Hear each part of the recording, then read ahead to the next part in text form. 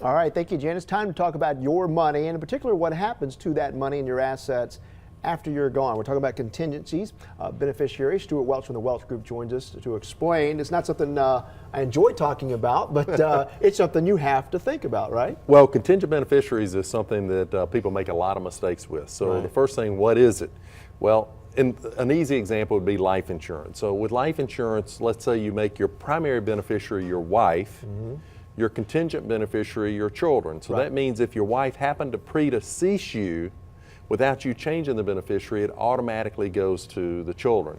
And people make a lot of mistakes. So for example, in that case, if they left, a lot of people will make the wife the beneficiary and they leave the contingent blank.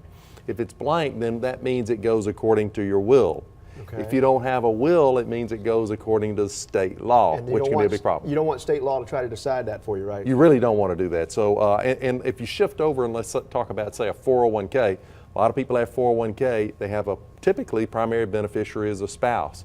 If they were to leave the contingent beneficiary blank and they had adult children, it would go according to the will, and the will would probably say, I leave it to the children. But here's the problem. If they had left it directly to the children by a contingent beneficiary, the children will receive those assets and they have to take distributions, but they get to spread those distributions over their life expectancy.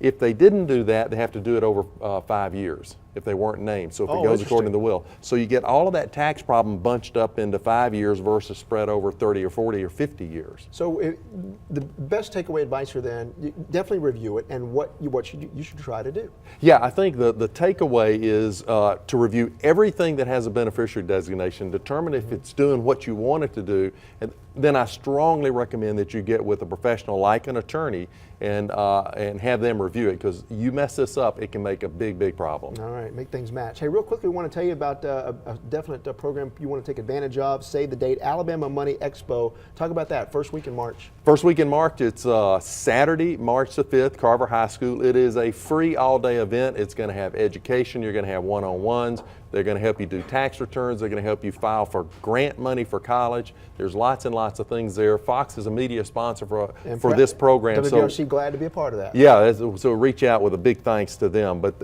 save the date. Go to almoneyexpo.com. It's got the whole curriculum, the whole course schedule, and all the details. All right, get some free advice on financial matters. That'd be great. All right, thank you, Stewart. Thanks, Mike.